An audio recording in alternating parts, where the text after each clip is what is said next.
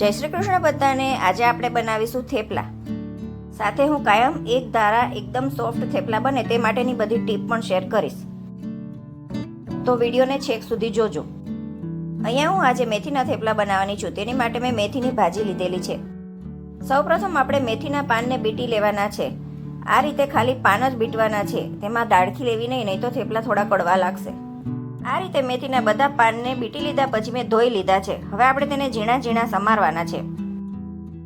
જો મેથી હાજર ના હોય તો આપણે મેથીની જગ્યાએ દૂધીનો ઉપયોગ પણ કરી શકીએ છીએ। દૂધીની છાલ ઉતારી અને તેને છીણી અને લોટમાં એડ કરવાની છે। આ રીતે બધી મેથીને સમારી લીધા પછી આપણે થેપલાનો લોટ બાંધીશું। થેપલાનો લોટ બાંધવા માટે મેં અહીંયા ઘઉંનો ઝીણો લોટ લીધો છે। ઘઉંનો લોટ મેં 2 વાટકા લીધો છે। તેમાં સ્વાદ પ્રમાણે મીઠું, અડધી ચમચી હળદર, થોડું એવું લાલ મરચું,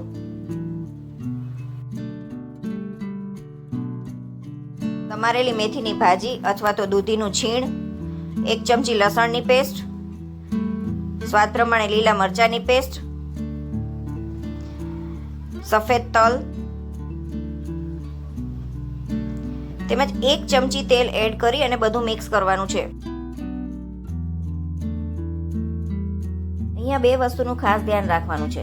એક તો સૌપ્રથમ તો બધું પહેલાં પાણી એડ કર્યા વગર એમ જ મિક્સ કરી દેવું, જેથી કરીને મેથીમાંથી થોડું પાણી છૂટું પડશે, એ મિક્સ થઈ જાય એના પછી જરૂર પ્રમાણે પાણી એડ કરતા જવું। નહીં તો જો સીધો પાણી એડ કરીને લોટ બાંધશો અને પાછળથી મેથીનું પાણી છૂટશે તો લોટ થોડો ચીકણો થશે। બીજી વસ્તુ થેપલા સોફ્ટ થાય એની માટે એ ધ્યાનમાં રાખવાની છે કે લોટ બાંધતી વખતે અંદર ખાલી 1 ચમચી જ તેલ એડ કરવાનું છે અને બાકીનું તેલ આ રીતે લોટ બંધાઈ જાય પછી 2 થી 3 ચમચી તેલ લઈ અને તેમાં લોટને કૂણવવાનો છે। લોટમાં પહેલેથી મોણ તરીકે તેલ વધારે એડ કરેલું હશે તો થેપલા સોફ્ટ નહીં થાય, માટે લોટ બાંધતી વખતે 1 ચમચી તેલ એડ કરું, પાછળથી બીજું તેલ લઈને એમાં લોટને કૂણવવાનો છે। લોટ આ રીતે રોટલી જેવો સોફ્ટ જ બનાવવાનો છે। હવે આપણે તેમાંથી નાના નાના લુવા બનાવી લઈશું। થેપલા સોફ્ટ થાય એ માટેની બીજી ટીપ એ છે કે જો તમારે ભાત વધેલા હોય તો ભાતને પણ તમે લોટ બાંધવામાં એડ કરી શકો છો, તેનાથી પણ થેપલા એકદમ સોફ્ટ થાય છે। હવે આ રીતે અટામણમાં લોટ લઈને આપણે થેપલાને પતલા રોટલી જેવા જ વણવાના છે। થેપલા વણાઈ જાય પછી આપણે થેપલાને બંને બાજુથી તેલ લગાવી અને શેકી લઈશું। થેપલા શેકવા માટે આપણે કોઈ પણ લોખંડની અથવા તો નોનસ્ટિક કોઈ પણ લોઢીનો ઉપયોગ કરી શકીએ છીએ। થેપલા શેકતી વખતે ગેસની ફ્લેમ મીડિયમ રાખવાની છે, એકદમ ફાસ્ટ પણ નથી રાખવાની અને એકદમ ધીમી પણ નથી રાખવાની।